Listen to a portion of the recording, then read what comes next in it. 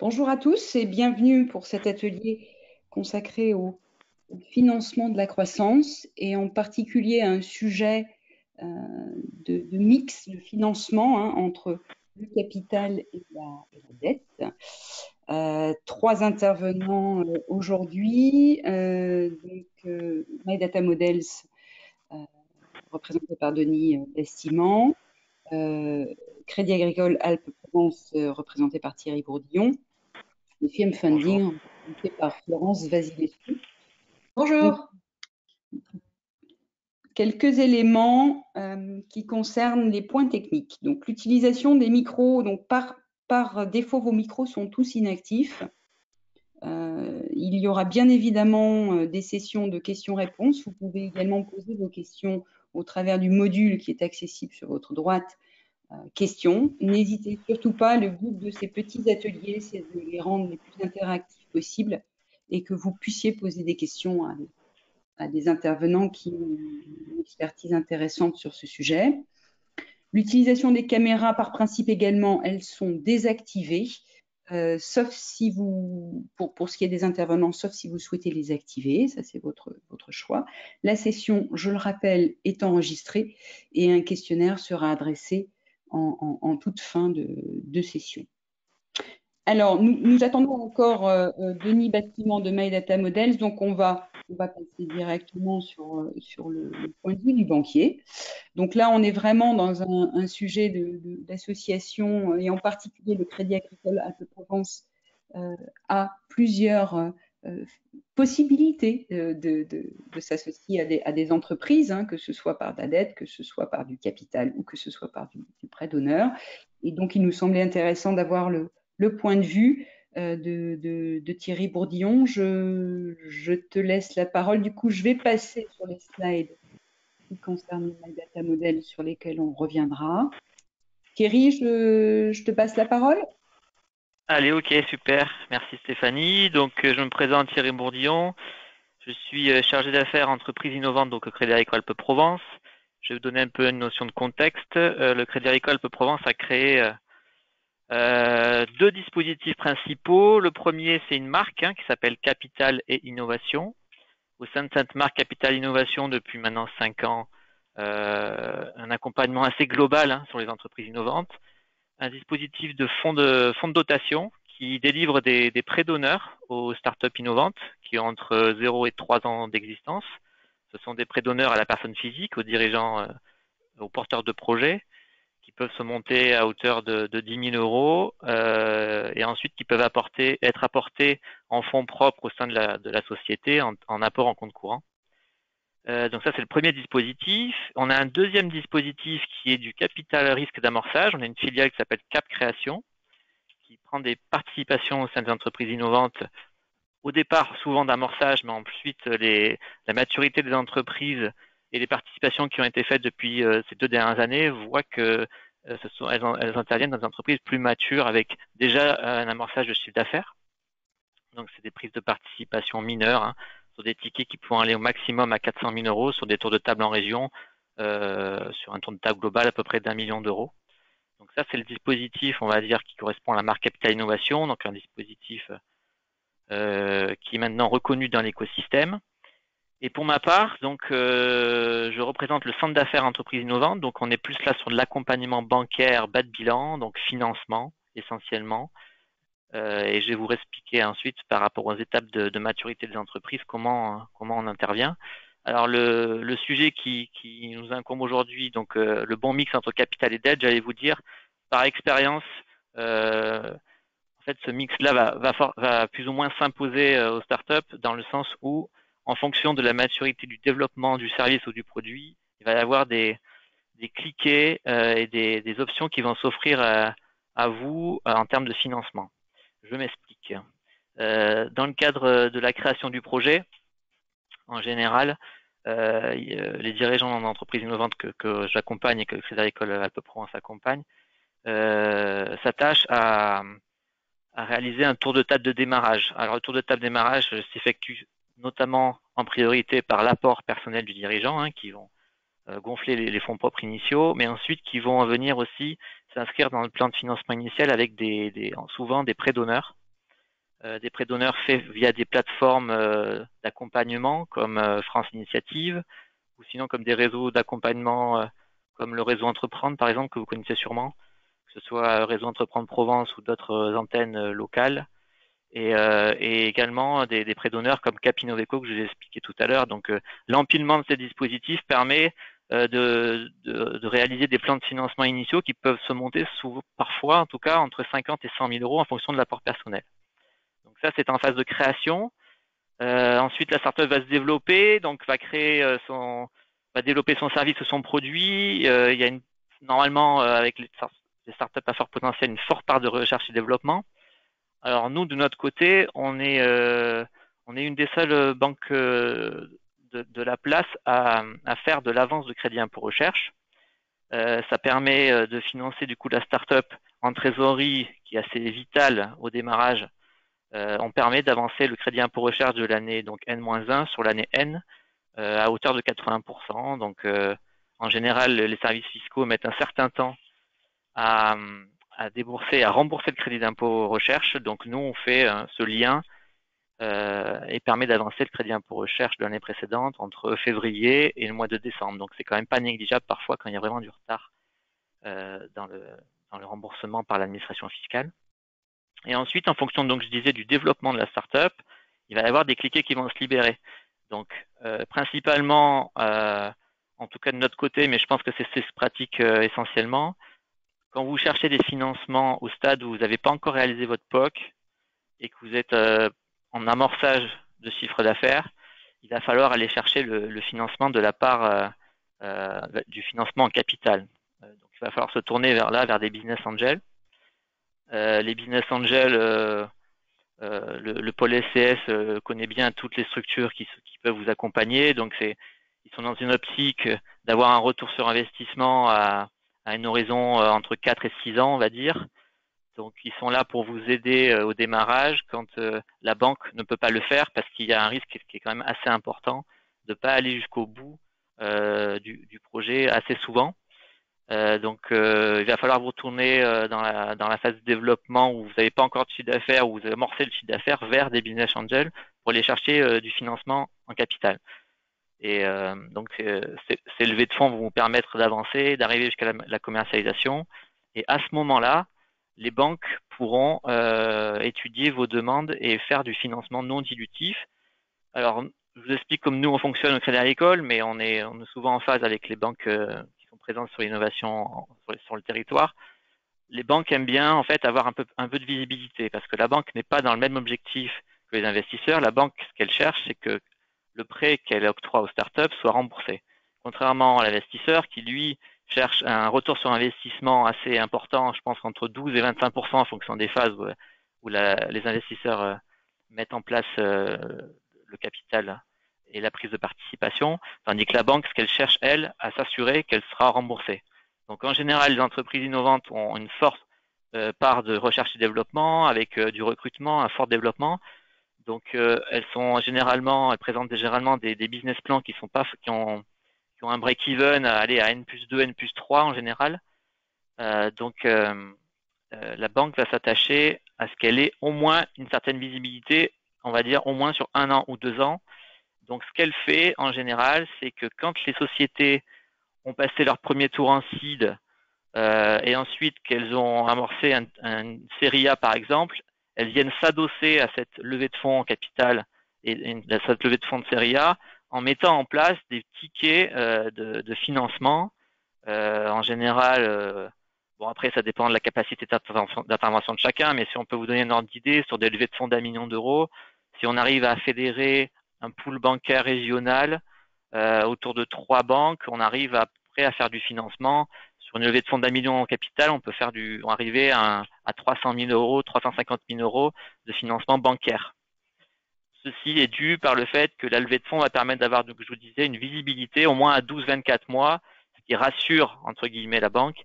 Et la levée de fonds en capital va également permettre de renforcer les fonds propres, sachant que la société, dans les phases que je vous ai citées tout à l'heure, a un certain cash burn et qui dégrade parfois les fonds propres de la structure.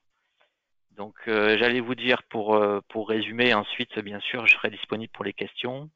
Quel est le bon mix en capital? À mon sens, quand vous démarrez votre projet, vous cherchez dans un premier temps du prêt d'honneur, dans un second temps, voire concomitamment des business angels, de la love money ou peut-être des fonds d'amorçage qui seraient intéressés à ce moment-là. Donc, vous faites déjà une première levée de fonds en seed. Et la banque pourra prendre le relais et va être complémentaire sur les levées de fonds que vous ferez en capital. À partir du moment, premièrement, votre produit est commercialisé, donc vous commencez à générer du chiffre d'affaires.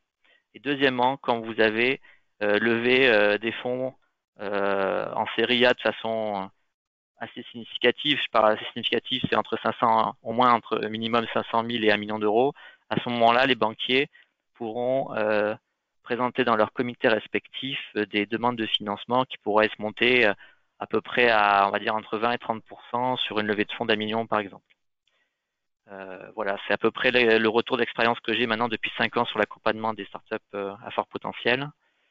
Et je reste disponible pour toute question en fin de webinaire. Et du coup, je repasse la parole à Stéphanie.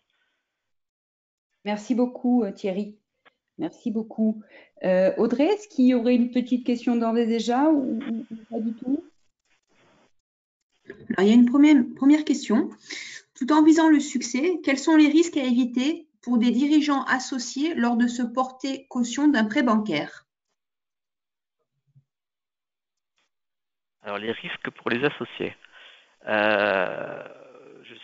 Dans le cadre par rapport à ce fameux niveau de risque que la banque prendrait, c'est vrai qu'en effet, les cautions personnelles sont souvent demandées en complément des recherches de garantie type souvent BPI. BPI est largement associé au dispositif de financement et de garantie.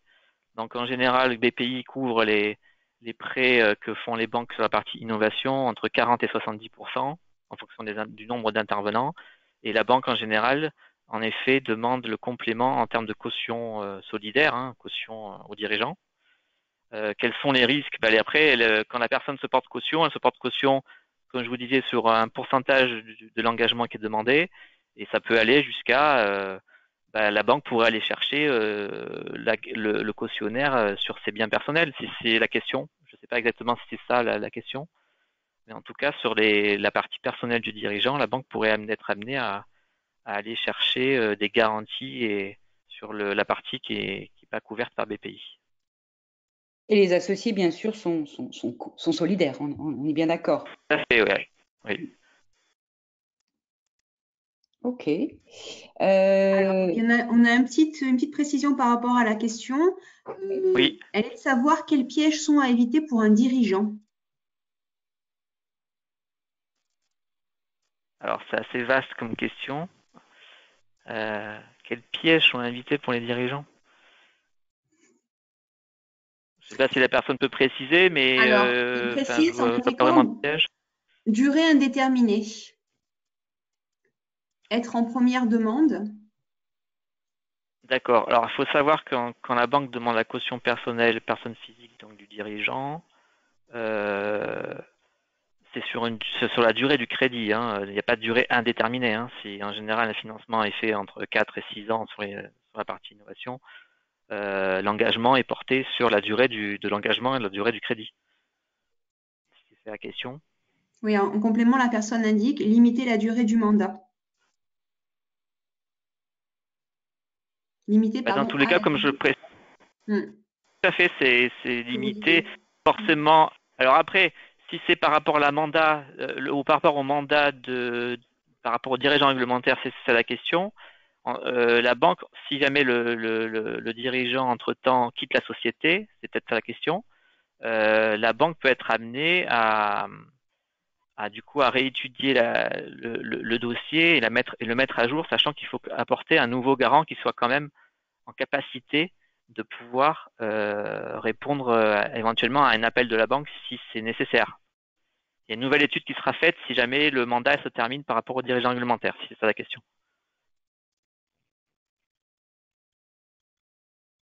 Apparemment oui, puisque la personne remercie pour les réponses. Donc on a une autre question. Quelle est l'enveloppe typique pour les BA? Le maximum, une pool de BA. En phase early, la startup n'est pas très bien valorisée. Est-ce que la startup va devoir donner beaucoup pour peu? Alors ça, c'est la grande question. Alors je ne suis pas dans les hautes sphères du capital, mais je côtoie régulièrement mes collègues de Cap Création.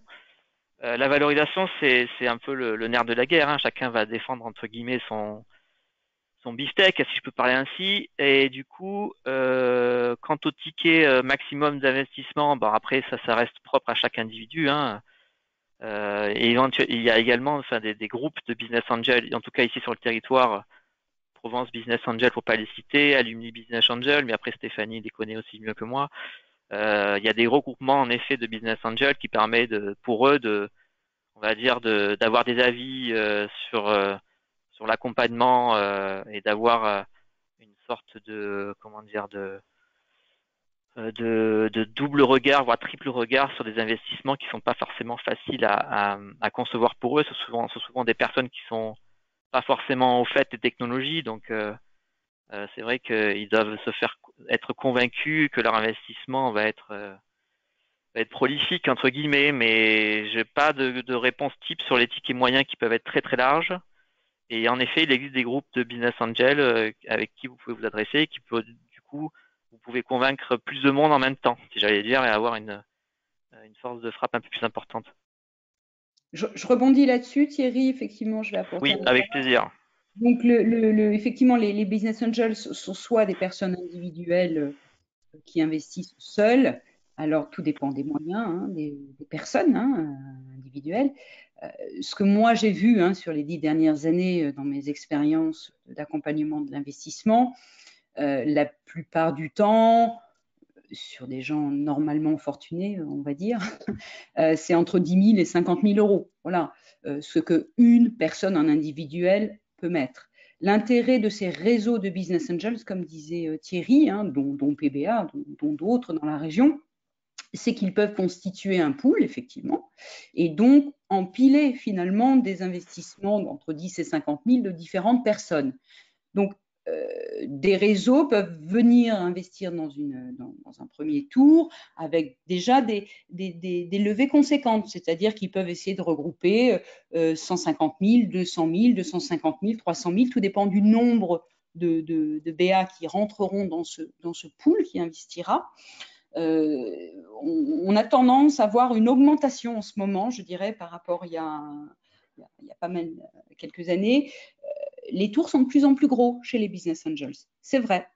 Donc, souvent, moi, je vois des tours autour de 200 à 300, hein, une fois qu'ils se sont mis d'accord entre eux sur des levées autour de 1,5 million. Ils peuvent contribuer sur une bonne partie, finalement. Oui, tout à fait. Et puis après, c'est vrai que ce sont des sujets un peu plus généralistes sur des innovations de services ou d'usage et non plus sur des innovations très technologiques, deep tech. Les business angels généralistes sont plus appétents à ce genre de projet-là, où ils ont une capacité à pouvoir vraiment comprendre le business model et se projeter sur l'investissement. Tout à fait. Et souvent, il faut être assez clair. Quand on est sur un sujet technologique, il y a très souvent une personne dans ce pool qui finalement connaît cette techno ou ces marchés et qui va être le leader. C'est toujours comme ça que ça fonctionne. Il y aura quelqu'un qui prendra la main, qui connaîtra la techno ou l'environnement dans lequel évolue cette start-up et qui va guider finalement les autres partenaires BA et va les faire suivre le tour, si j'ose dire, pour obtenir un maximum d'enveloppe. Donc, c'est très souvent, c'est très logique, il y a toujours un sponsor, si j'ose dire, et en général, ce sponsor connaît soit la techno, soit le marché. Moi, j'avais juste une petite question, s'il n'y en a pas d'autres, juste rapidement à Thierry. Quand on parlait de pool de banques, puisque c'est souvent des associations de banques, c'est l'initiative de qui? C'est les banques qui font ça entre elles quand on cherche... C'est souvent l'initiative du chargé d'affaires hein, qui est du coup à son propre réseau. Comme vous le savez tous, l'écosystème innovation est assez petit, tout le monde se connaît. Et de par mon expérience depuis 5 ans maintenant, je connais tous les chargés d'affaires innovation pour les autres banques. Et du coup, quand on sent que notre capacité d'intervention va être assez limitée sur un dossier, j'appelle en général mes collègues pour leur demander s'ils peuvent intervenir avec moi pour qu'on puisse accompagner la start-up au mieux, quoi. Très bien. Et donc, du coup, ce sont des prêts qui sont faits dans différentes banques, on est bien d'accord? C'est chacun va faire Voilà, ce sont des prêts qui sont faits avec chaque banque, hein. Il n'y a pas notion de, c'est pas de comme tout. si une s'occupait de faire un contrat pour tout le monde, hein. On est sur des petits montants. Donc chaque banque va contractualiser et financer la start-up de son côté. Mais en général, chaque banque, du coup, conditionne son intervention à l'intervention des autres banques pour qu'on arrive à financer le besoin global de l'entreprise qui va coupler aussi souvent, comme je disais tout à l'heure, avec une partie capitale et qu'on arrive à boucler le plan de financement et les besoins concrets que l'entreprise fait, fait ressortir de son BP. Très bien. Et donc, forcément, il y aura autant de garanties demandées qu'il y aura de prêts.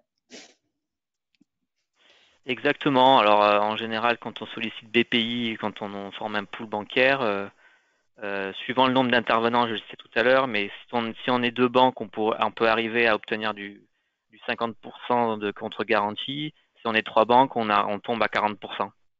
Et du coup, il faut aller chercher la garantie complémentaire pour que la banque soit couverte à 100% de son concours. D'accord. Parfait, merci. Merci. S'il n'y a pas d'autres questions, Audrey, sinon on les prendra peut-être à la fin. Alors, il y a une question sur la partie valorisation. Quelles sont les règles de calcul à privilégier?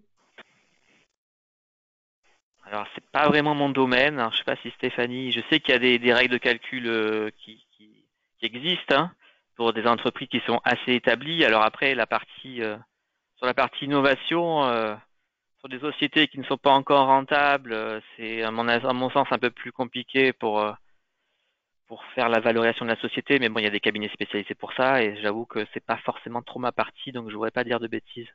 Je sais pas si Stéphanie, tu as des éléments, mais. Moi, j'ai des éléments, mais je ne suis pas non plus un cabinet spécialisé. Il y a évidemment, mais peut-être que tout à l'heure, Florence pourra aussi dire un mot. Il y a bien sûr, le classico-classique ne fonctionne pas, hein, les comparables, partir Ouais. des coûts, les coûts de revient, bref, toutes ces choses-là pour faire des projections de chiffre d'affaires et de valeur de la société. Il y a énormément de facteurs qui rentrent en compte. Donc, en général, c'est un mélange, de ce que je sais, c'est un mélange de différentes méthodes, pas forcément des méthodes conventionnelles. Et ensuite, bien évidemment, c'est toujours une question de comment valoriser un actif. Il est bien évident qu'une société qui possède, une jeune société qui possède des actifs, là je parle de propriété Propriété intellectuelle. intellectuelle, brevet, bien sûr. Exactement, avec une grande force, parce que dans les brevets, vous savez tous qu'il y a des différences de poids et de force dans les brevets, hein, et des choses qui ont énormément de valeur et qui protègent, d'autres qui protègent beaucoup moins. Donc tout ça est quand même une affaire de grande spécialité, d'évaluation des actifs. Les actifs sont pour bonne partie dans la valo, hein, on est bien d'accord, hein. Plus vous avez des choses denses, plus la valo sera potentiellement forte. Et ensuite, la distance encore à parcourir avec l'accès sur le marché, ça aussi, ça en fait partie. Est-ce que ça va aller vite, pas vite? Est-ce qu'il y a encore beaucoup de verrous, beaucoup de techno, beaucoup de marchés qui ne sont pas matures? Là, souvent, c'est le cas. À quelle vitesse on y arrive? Mais encore une fois, je ne suis pas spécialiste non plus, mais de ce que j'ai vu sur les dossiers accompagnés, il y a des multiplicités de méthodologies. La partie actif est importante, la partie proche du marché est importante, et bien sûr, taille du marché, etc., et compétences de l'équipe dirigeante, capacité à relever un certain nombre de défis de croissance, donc d'embauche, hein, pour les bonnes personnes qui nous entourent. Mais peut-être ça peut faire le bon lien avec Denis, qui donc est une société qui a levé des fonds, qui a fait des mix de capital et qui a abordé le sujet de la valorisation. Peut-être qu'il peut donner un éclairage. Donc, on peut faire la transition avec Denis Bastiment de My Data Models, si c'est OK pour toi, Denis. Merci Thierry, en tout cas, pour ton intervention. Et je passe la parole à Denis. Ça fait une bonne transition. Oui, tout à fait. Est-ce que vous m'entendez? Très bien. Très bien. Donc, voilà. Donc moi, ce que je vous propose, c'est vraiment juste de témoigner en fait le parcours de financement d'une startup deep tech qui rentre pas forcément dans les cases et qui est une société qui dans les premières années va pas forcément générer du chiffre d'affaires. Ce qui fait que c'est assez compliqué en fait d'aller chercher du financement, d'aller chercher de la dette dans ce cadre-là. Mais je vais vous expliquer un petit peu la manière dont nous on a réalisé en fait cela et quelles ont été les différentes étapes. Donc l'idée c'est vraiment de le faire sous forme de témoignage. Juste rapidement pour présenter rapidement la société. Donc nous on est une startup deep tech, on est dans l'IA, donc avec un objectif qui est de développer une IA qui soit opérationnelle, explicable et frugale. Donc ça c'est vraiment les éléments de différenciation par rapport à ce que l'on fait dans le domaine du machine learning ou dans le domaine de l'IA. Et juste rapidement, donc la société, donc on a été créée en mars 2018. Donc on est propriétaire, donc on a un parti pris qui est d'être propriétaire de notre technologie et de breveter cette technologie. Donc on a des brevets qui sont en cours et on a développé on est parti sur des catégories d'algorithmes en fait sur lesquels on a des moteurs mathématiques et une technologie propriétaire. Donc à l'heure actuelle, on est maintenant à peu près 35 personnes, voire un petit peu plus.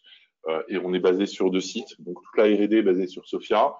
Et pour des raisons, je dirais, liées aussi à la pandémie et, et, et, et, et à l'organisation du travail, on a pris aussi des bureaux sur Nice pour permettre aux gens qui étaient sur Nice de pouvoir accéder à des locaux et de pouvoir travailler ensemble pendant cette période de pandémie. Et aussi parce qu'on avait, par rapport à un appel à projet qu'on avait gagné, voilà, on s'était engagé aussi à installer quelques bureaux sur Nice par rapport à un appel à projet gagné auprès de la métropole. Donc voilà, donc on est essentiellement basé sur Sofia avec la R&D et maintenant donc on a une dizaine de bureaux sur Nice à l'heure actuelle. Comme on est une startup deep tech, on est allé chercher en fait du financement auprès de la R&D, donc on a gagné quelques prix. Donc notamment on a été lauréat d'ILAB, donc il y a pas mal de startups de la région et de Sophia Antipolis qui ont aussi eu ce label et gagné ce concours, qui est un concours très intéressant en fait pour avoir de la crédibilité sur le financement de la R&D. Et ensuite en 2020, on avait participé à des appels à projets, notamment dans le cadre du Covid par la BPI. Et on avait participé à un appel à projet au niveau de la métropole sur des prototypes dans le domaine de la sécurité maritime.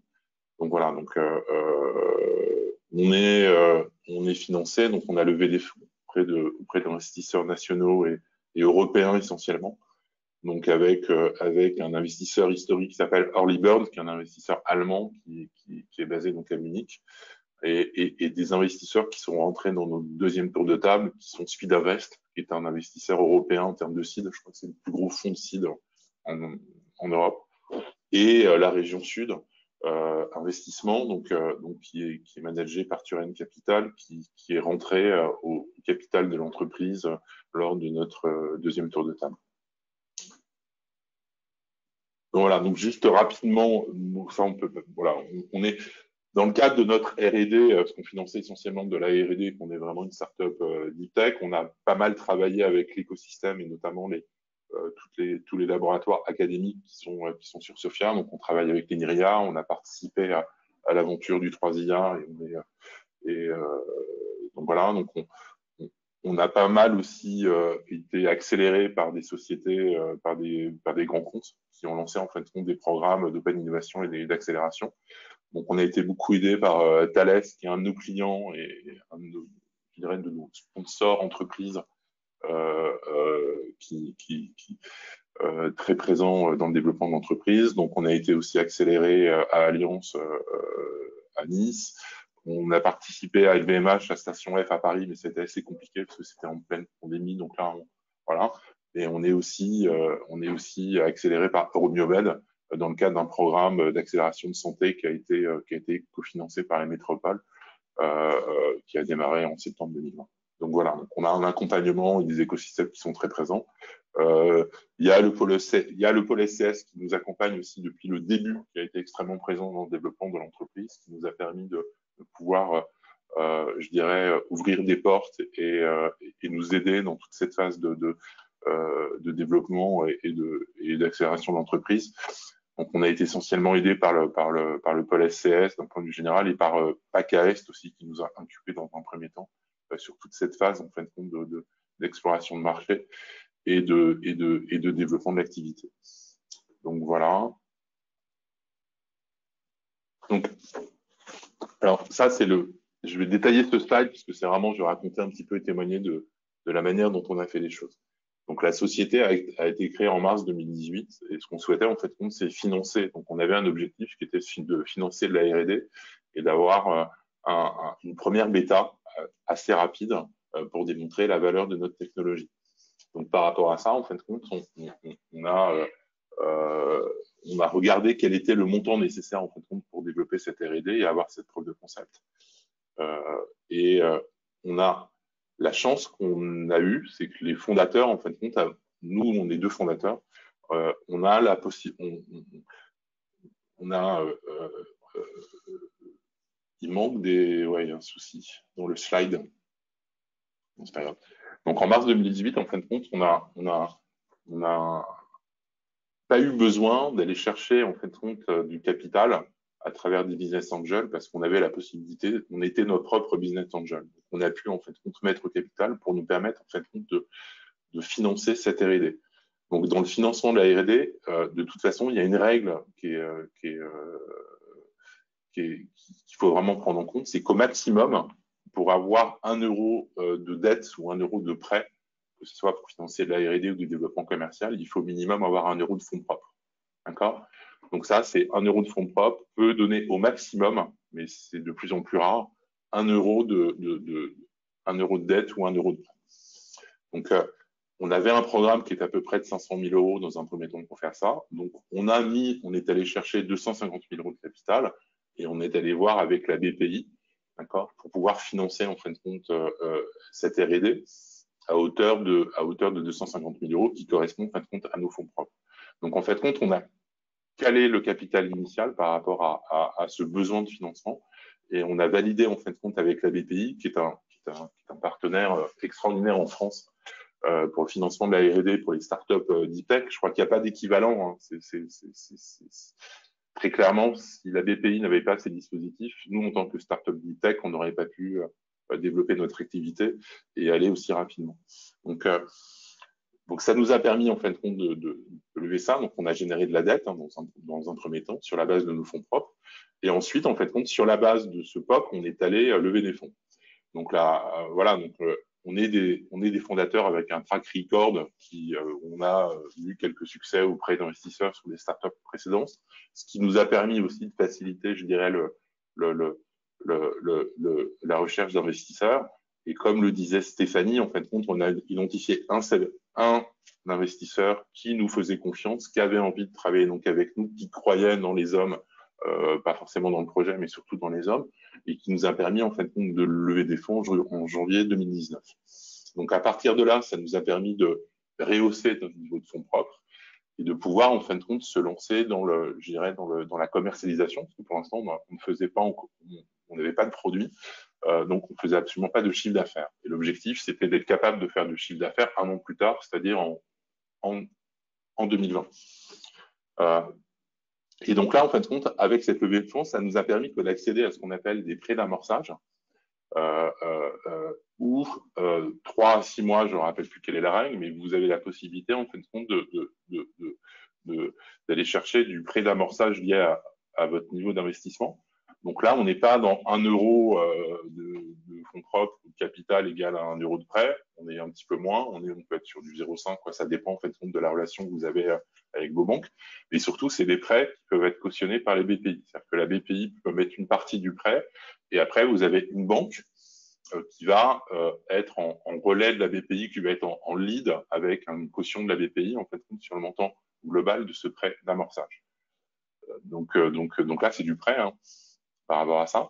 Et ça, c'est quelque chose qui se déclenche assez naturellement à la première levée de fonds. pas forcément à la deuxième, mais à la première, c'est quelque chose qu'on peut déclencher assez facilement.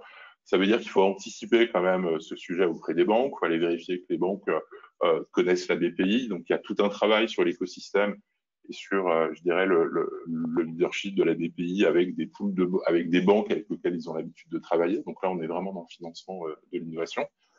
Mais c'est un dispositif qui marche assez bien et qui permet en fait de pouvoir financer les entreprises.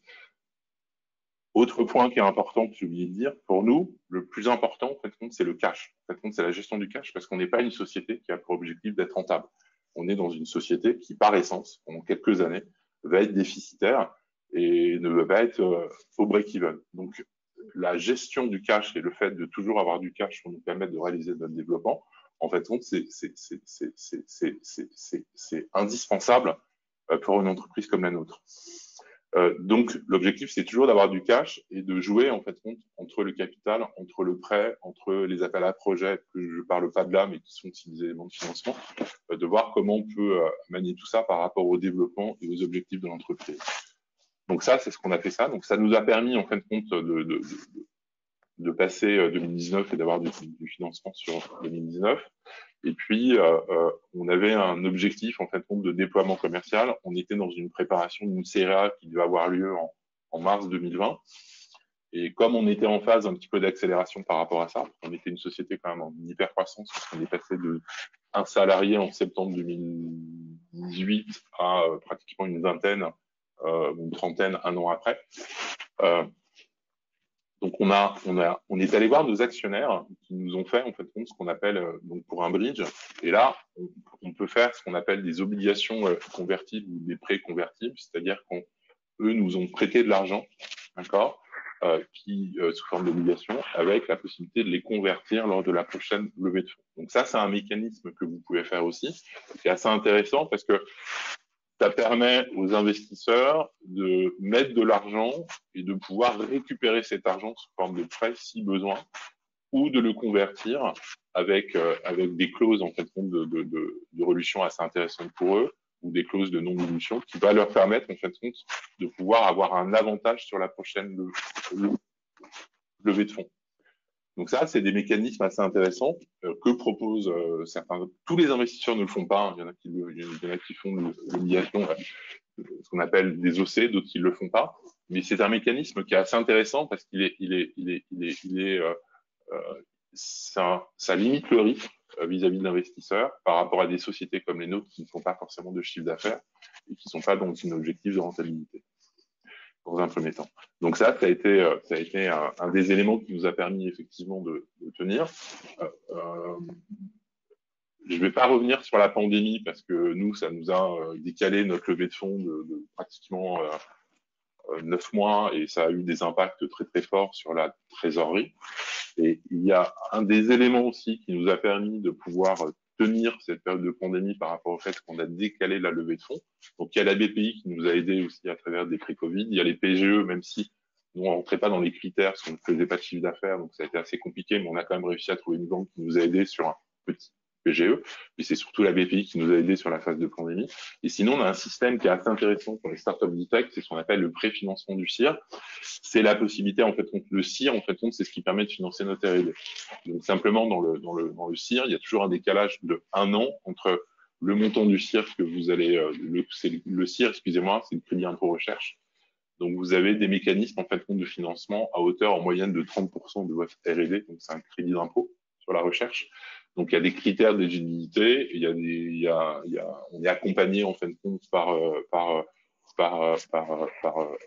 une extenso innovation qui nous accompagne, en fin de compte, sur ça. C'est un élément important du financement de l'entreprise. Et la possibilité de faire préfinancer du CIR, ça permet d'avoir du cash, de pouvoir générer du cash sur le CIR au moment où vous l'activez. Et ça, c'est extrêmement intéressant. Alors, on peut pas le faire au tout début. Il faut avoir quelques bilans pour permettre de le faire, avoir des éléments de réassurance. Mais ça permet vraiment d'avoir de pouvoir, ce préfinancement permet en fin de compte de pouvoir accéder à du cash sur la base de votre CIR dans l'année en cours. Donc, et ça, c'est un élément de génération de cash qui est assez intéressant pour des sociétés d'e-tech qui font de la R&D, qui développent du programme de R&D. Donc voilà. Donc Et ensuite, effectivement, donc là, on est en phase en décembre 2020, donc comme vous voyez, on est allé chercher de la dette, après du capital, après de la dette, après du prêt convertible, et en 2020, c'est-à-dire pratiquement 2 ans après moins de 2 ans après notre première levée de fonds, on a fait notre deuxième levée de fonds pour nous permettre, en fin de compte, donc c'est une fin de seed, hein, donc on n'est pas en série A, on est vraiment sur la fin du seed, on est toujours en phase de développement et de déploiement commercial, on commence à faire un petit peu de chiffre d'affaires et l'objectif, effectivement, à travers cette levée de fonds, c'est de pouvoir valider notre stratégie commerciale et de commencer à faire un petit peu de commercialisation. C'est ce qu'on va faire surtout en 2021. Et cette levée de fonds, elle est là pour préparer, en fin de compte, je dirais, le développement commercial de l'entreprise et préparer une série A qui est en cours de finalisation. Et par rapport à ça, en fin de compte, on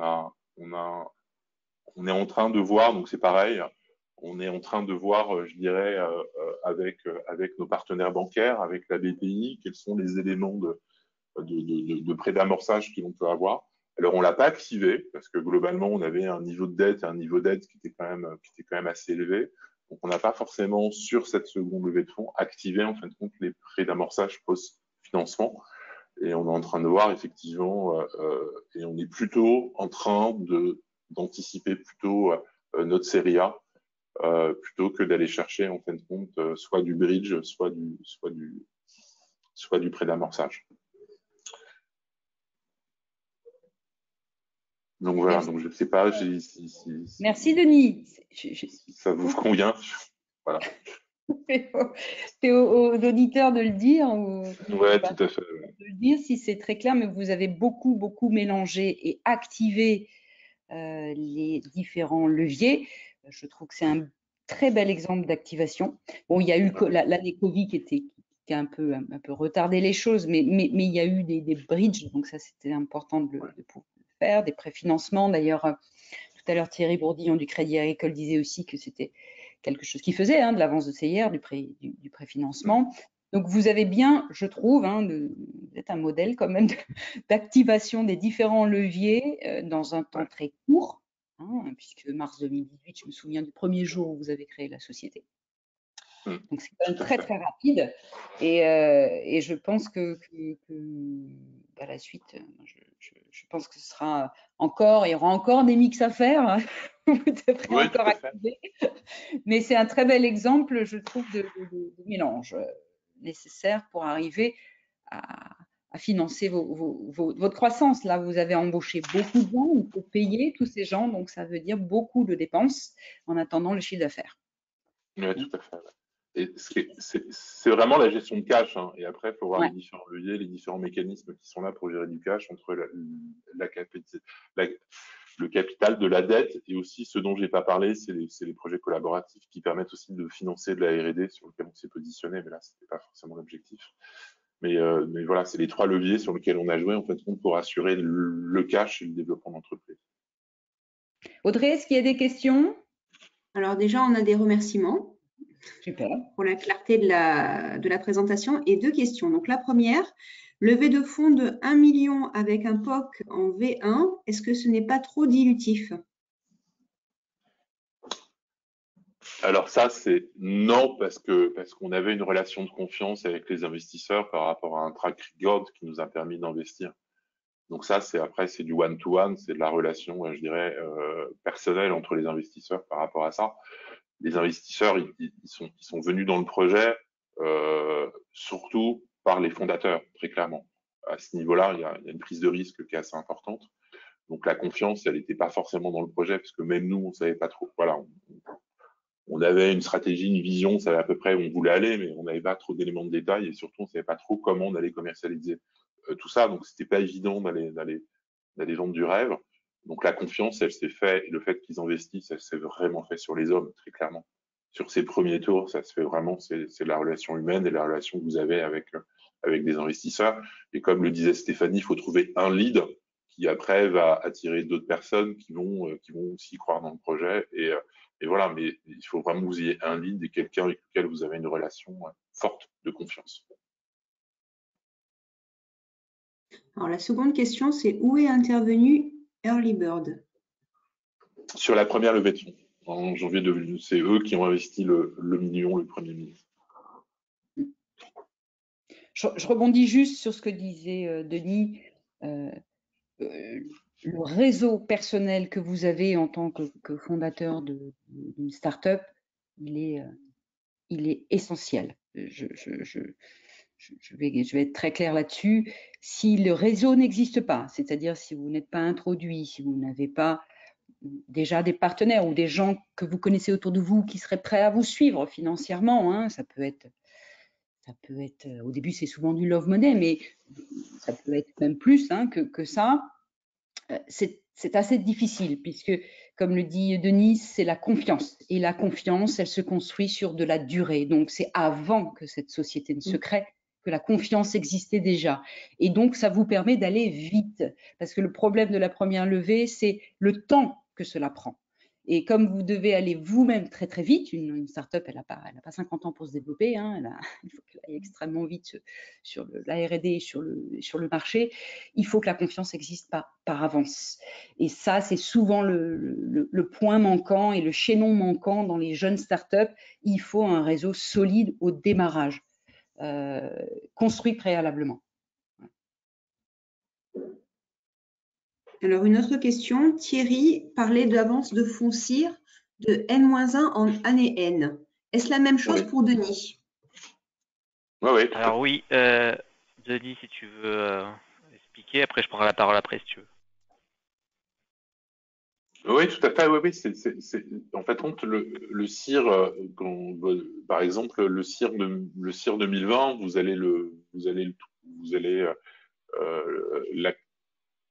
toucher en termes de cash en septembre 2021. Donc, il y a un décalage assez important, en fin de compte, entre ce que vous constatez et le crédit d'impôt que vous allez recevoir. Donc, ce qui fait qu'il y a un décalage important. Et généralement, le besoin de financement, il est à l'instant T, donc vous avez une R&D qui est assez importante. Et donc, la financer avec le CIR de l'année précédente, c'est compliqué, surtout quand vous êtes en phase d'hypercroissance. Donc, ce mécanisme, il permet, en fin de compte, de pouvoir avoir le montant de crédit qui correspond à votre investissement de R&D pratiquement en temps réel. Et ça, c'est un mécanisme proposé par les banques et les sociétés financières qui est extrêmement pertinent pour des sociétés qui financent des gros programmes de R&D. Donc, nous, on a une R&D de 20 personnes, quoi. Donc ça fait du monde. Et donc, ce préfinancement a été un élément vraiment qui nous a permis de sécuriser le cash sur l'année 2020, par exemple. Peut-être Thierry, tu peux intervenir. Thierry, si vous voulez intervenir.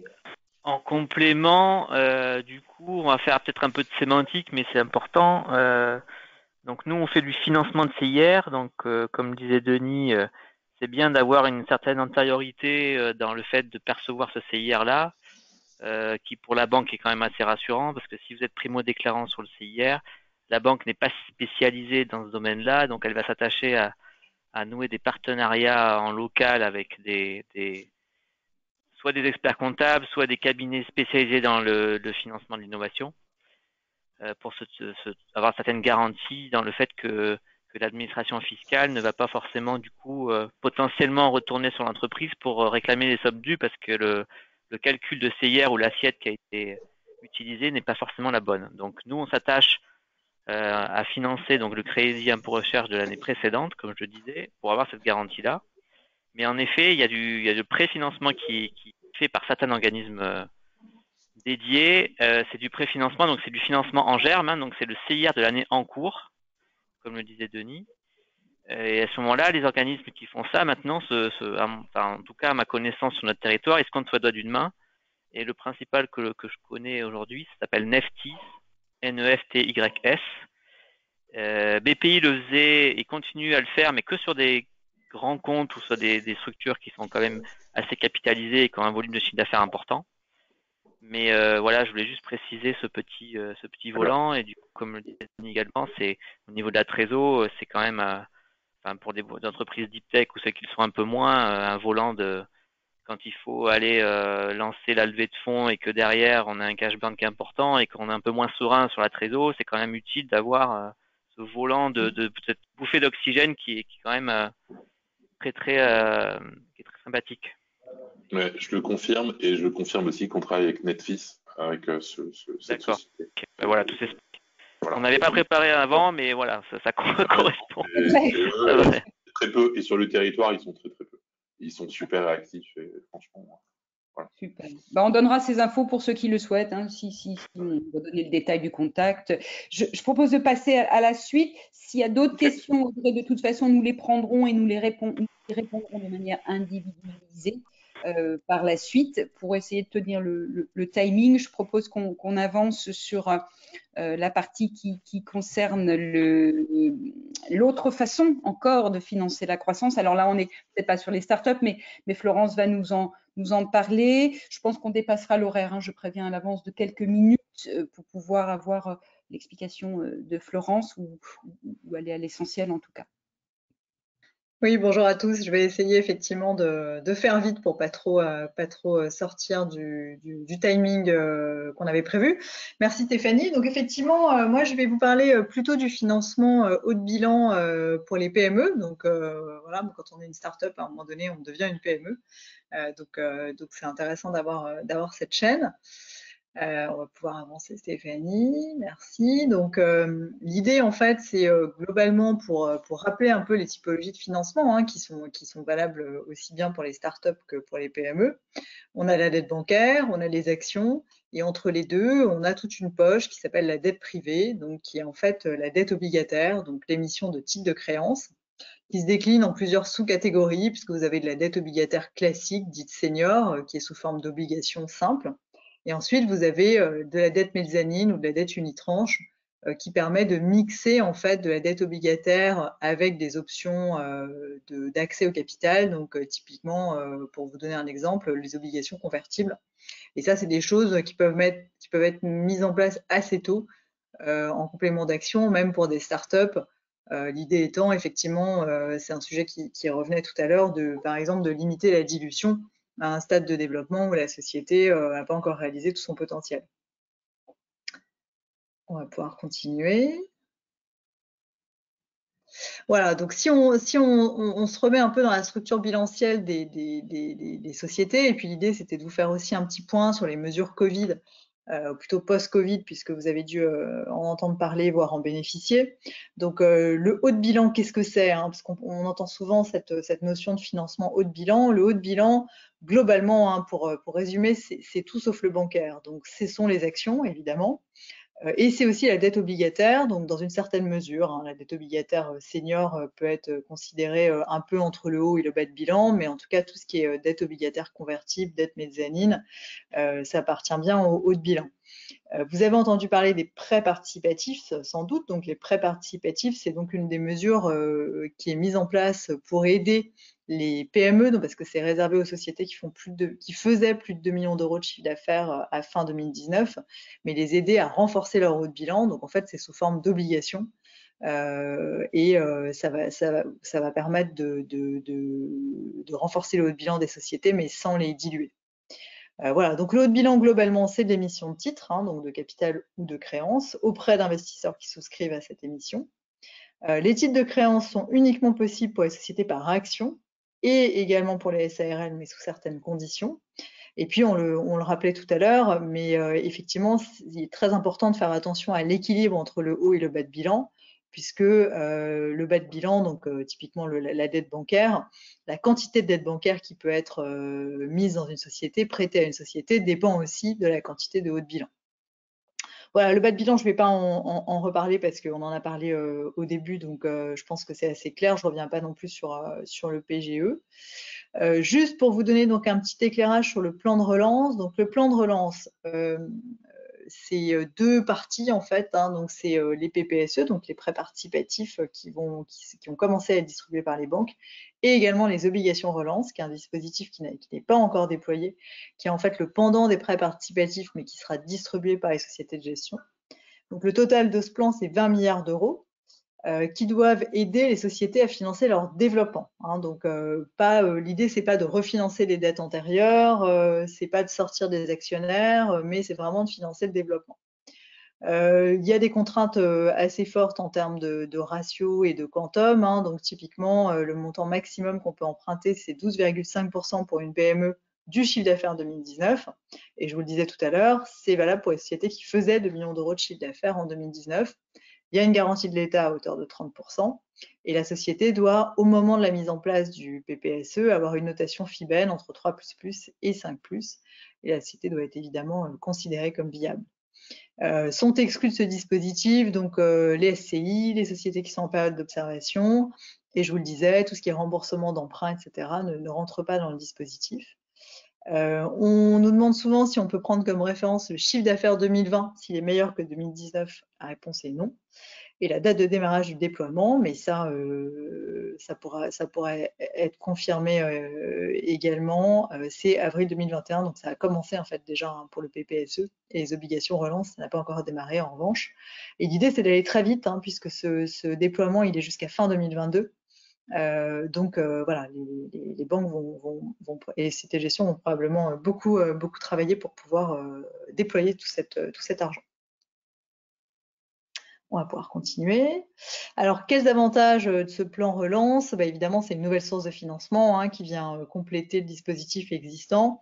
L'idée, si on est éligible à ce dispositif, c'est de se poser effectivement des questions. D'abord, est-ce que la société a envie ou besoin de se diluer et de renforcer son capital propre? Bon, si c'est le cas, tout ce qui est equity, obligations convertibles, dette mezzanine sont des bonnes solutions. Le PPSE est en revanche une très bonne solution pour une société qui ne souhaite pas se diluer et renforcer tout de même ses fonds propres. Volonté de préserver les cash flows. Alors, si oui, on va plutôt aller vers les obligations relance quand elles seront déployées parce qu'elles seront remboursées complètement in fine. Le PPSE, lui, d'après ce qu'on a compris, il va y avoir 4 ans de différé et un amortissement sur les 4 dernières années. Donc, c'est aussi relativement intéressant, même si c'est un peu moins in fine, ça laisse quand même pas mal de temps à la société. Et puis, quels sont les projets de financement? Donc, si l'idée, c'est de faire du refinancement ou du cash out, là, on ira plutôt vers d'autres dispositifs. En revanche, si on veut faire du développement, PPSE et obligations relance sont de très bons outils. Après, l'idée, hein, et c'est ce que montrait la startup juste avant, c'est que combiner les sources de financement et les diversifier, c'est évidemment ça qu'il faut faire. Et c'est comme ça qu'on optimise sa structure de financement. Voilà, donc un tout petit point rapide sur les avantages du financement haut de bilan de manière générale.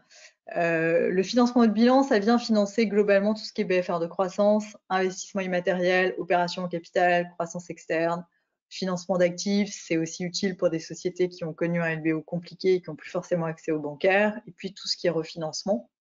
L'idée, c'est qu'en fait, c'est très complémentaire à ce que font les banques, puisqu'en général, on vient chercher en haut de bilan ce qu'on ne peut pas faire en bancaire, soit parce qu'on a atteint sa limite, soit parce que c'est des projets qui sont moins facilement finançables en bancaire. C'est du financement, donc soit dilutif évidemment pour l'equity, mais soit non dilutif pour toute la partie obligataire. C'est souvent du financement moyen-long terme, donc ça c'est intéressant aussi, ça permet de diversifier ses sources de financement. Et bien souvent, c'est un remboursement différé. Donc par exemple, pour l'obligataire, de manière générale, il se rembourse à l'échéance. Il n'y a jamais de caution personnelle du dirigeant. Et puis je le disais tout à l'heure, ça vient compléter le bancaire en finançant ce que le bancaire ne finance pas pour des raisons soit de quotas atteints, soit d'autres raisons. L'ouverture du capital, alors ça pour les PME, donc sur une start-up évidemment, c'est des sujets qu'on se pose plus tôt. Pour des PME traditionnelles qui existent depuis plus longtemps, c'est souvent des sujets qui se posent un peu plus tard. L'idée en fait de ce graphe, qui est un graphe qui est issu de France Invest, c'est de montrer qu'en fait les sociétés qui ont ouvert leur capital, de manière générale, performent mieux en termes de croissance du chiffre d'affaires que les sociétés qui n'ont pas ouvert leur capital. Donc ça c'est intéressant parce que souvent, on peut avoir un peu l'image que les fonds sont là pour venir prendre de l'argent et puis pas forcément aider la société à se développer. En réalité, évidemment, c'est pas du tout le cas. Et les chiffres montrent qu'il y a un réel apport opérationnel qui fait que la société se développe mieux. Ce qu'il faut savoir aussi, c'est que le capital investissement, aux 3/4 en France, ça vient financer les startups et les PME. Donc, c'est vraiment pas du tout réservé aux grands groupes comme on l'entend parfois. Donc, il ne faut pas hésiter à se pencher sur ces solutions assez rapidement. Ouais, alors ça, c'est un graphe un tout petit peu, presque un peu technique, mais finalement assez simple dans son idée. C'est comment la dette privée vient limiter la dilution quand on l'utilise à la place, tout ou partie de l'equity. Donc l'idée, c'est simplement de dire, si vous faites un emprunt obligataire, vous allez rembourser un taux qui est un taux fixe et qui va être, mettons, aller entre 7 et 10%. Là où vous avez un TRI attendu qui est souvent plus élevé pour l'equity. Et puis pour l'equity, vous allez partager le gâteau à la fin. Donc s'il y a une plus-value, vous la partagez. Alors qu'avec de l'obligataire, vous ne partagez pas la plus-value. Voilà, donc c'est un peu ça le message de ce graphe. Voilà, et un graphe intéressant aussi qui vient qui est issu de la Banque de France, donc qui permet de voir en fait.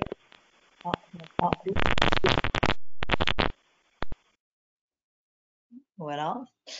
Donc c'est un graphe qui permet de voir en fait l'utilisation du financement en dette privée des sociétés par taille. Donc en fait en haut à droite, ce que vous voyez, c'est les grandes entreprises. Donc vous voyez qu'elles utilisent énormément l'obligataire qui est en rouge par rapport au bancaire qui est en bleu, que donc au fil des années cette part augmente.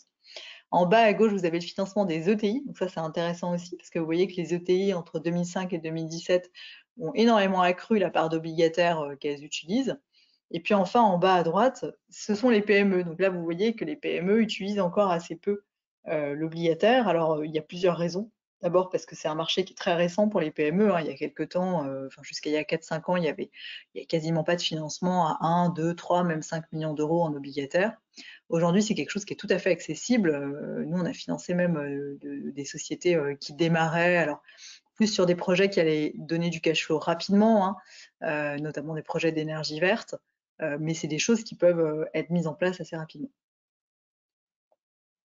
Donc il faut y penser. Voilà, c'est ça le message. Super, merci Florence.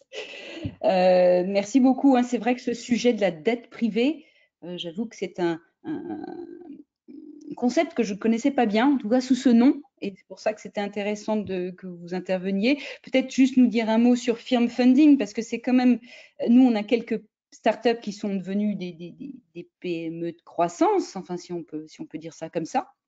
Donc peut-être ils trouvaient un intérêt à aller sur de l'obligation, enfin convertible.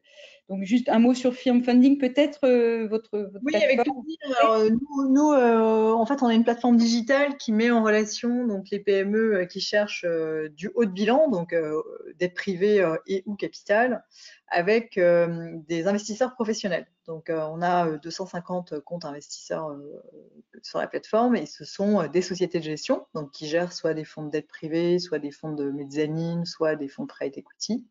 Et également, on a une population de family office et de gérants privés assez important. Qui cherchent à accéder, en fait, tous ces gens-là cherchent à accéder à du deal flow, en plus du deal flow naturel qu'ils ont.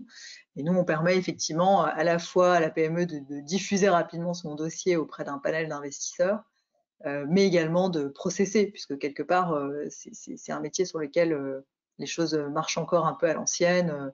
On décroche son téléphone, on envoie des emails, on tient un fichier Excel, on fait des relances. Bon, voilà, cette plateforme permet effectivement de processer les choses et d'organiser les levées de fonds et puis d'accéder surtout à un réseau d'investisseurs qu'on ne connaît pas forcément, en tout cas dans son intégralité. Et pour vous donner quelques chiffres, donc entre 2018 et 2020, on a financé une soixantaine de sociétés, ce qui représentait 340 millions de financements.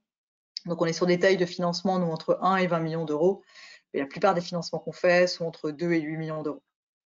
Voilà, et donc tout secteur de l'industrie, de l'agro, des nouvelles technologies, bien sûr, qui se prêtent très bien à l'obligataire, du médical, du service, de l'immobilier, enfin voilà, tous les secteurs, à part les secteurs par exemple les biotech, là c'est un peu plus compliqué parce qu'on n'a pas tellement d'investisseurs, en tout cas en France, dans les pays anglo-saxons ils en ont un peu plus, mais qui acceptent d'aller en dette privée sur ces typologies d'acteurs. Mais je dirais ce qu'on appelle communément de la venture debt. Mais à part ça, il n'y a pas de limite. Super, merci beaucoup Florence. Est-ce qu'il y aurait peut-être une question avant de conclure, Audrey? Alors, il y a deux questions. Il y a une question déjà pour Florence. Y a-t-il des conditions d'accès à ce type de financement? Quel peut être un bon dossier?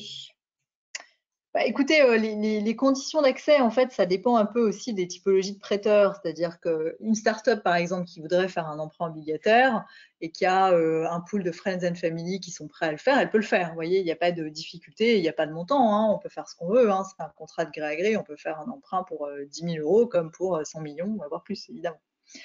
Donc en fait, ça dépend un peu. Je vous fais un peu une réponse de Normand, mais ça dépend un peu de la taille de la société, de ce qu'elle cherche, du cash flow qu'elle génère. Mais on peut étudier tout type de dossier en fait. Après, les réponses, nous par exemple sur notre plateforme, c'est vrai qu'on prend des financements à partir de 1 million d'euros. Donc c'est forcément pour des sociétés soit qui ont déjà une certaine taille, soit qui sont en train de développer un projet qui va générer un cash flow qui va permettre de rembourser cet emprunt. Et après, pour des dossiers plus petits ou des montants souhaités plus petits, il y a aussi d'autres solutions qui existent, mais je serais ravie de vous orienter le cas échéant. Donc, mais voilà, pour vous répondre plus précisément, il faudrait que j'ai un peu plus de données sur la société et ce qu'elle recherche. On prend juste la dernière question, Audrey, puis Alors, ensuite une on question va plus orientée pour Denis, du coup. Est-ce que Denis aurait un conseil pour les entrepreneurs qui n'ont pas de track record et qui veulent lever des fonds?